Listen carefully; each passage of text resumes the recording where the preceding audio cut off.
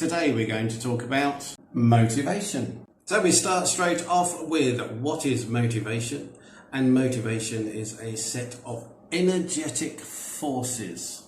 These energetic forces originate from within or can be motivated or created from external sources. They give force to and energy to resolving something in a direction. It determines what you do, how hard you do it, and how long you do it for. Now, of course, motivation is important because the more motivated you are, the more interested you are in doing a good job, the more likely you are to complete that task.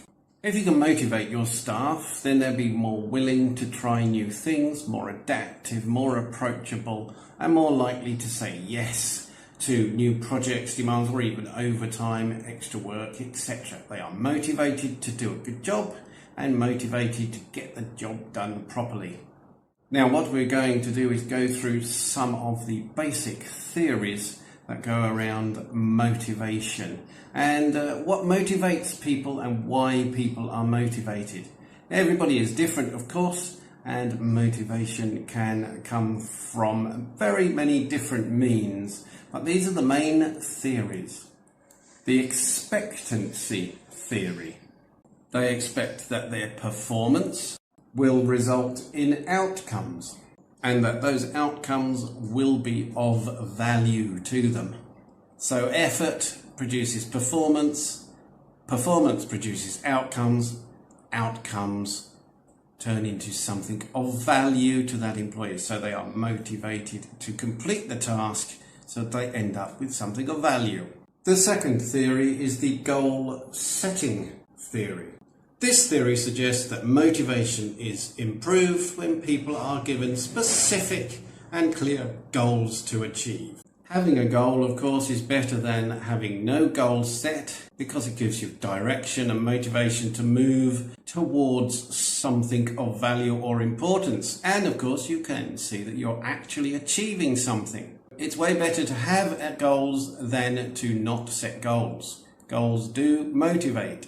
It also suggests that the goals should be difficult, but not that difficult that they are impossible, because of course that would be a demotivator. So what we're talking about here is challenging goals, but not too difficult, not too easy. The third one is equity motivation theory. This theory suggests that employees are motivated when the outcomes, i.e. what they receive, is equal or greater than the input. So they input some form of effort and the returns for that effort are maybe in their mind at least equal to the amount of effort or greater than the effort. So it's well worth doing because they get more back than they put in. So the outcomes may be things like salary, promotion, bonuses, etc. And the inputs will be the effort required to complete the task. If you find out that someone else is getting more money than you, but perhaps doing less work, then you will feel that things are not equal, they are not fair, and this will demotivate you. We also have psychological empowerment. This is an internal form of motivation. The employee may be motivated by thinking that the work that they're doing, the effort they are putting in, is worth the outcomes.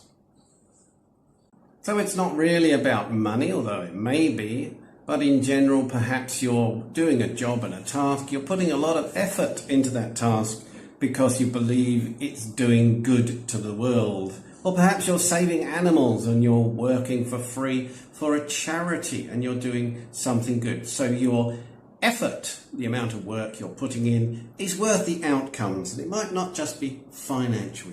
On the psychological side, you may also be motivated by the fact that perhaps by doing this task, you might get promotion that you need or you believe might happen if you carry out and complete this task well.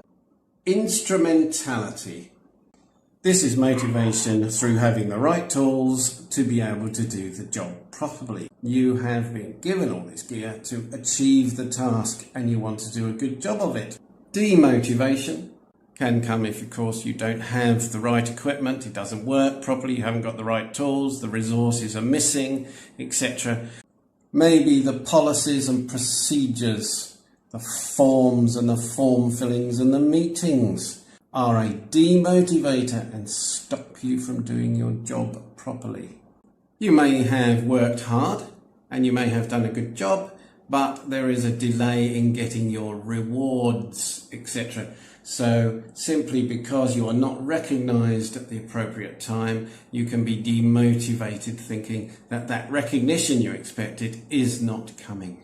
These motivational theories all affect your employees in different ways. Each employee is looking for something different, and maybe they are looking for different levels and different types of motivation. And you as a leader and manager need to work out what it is.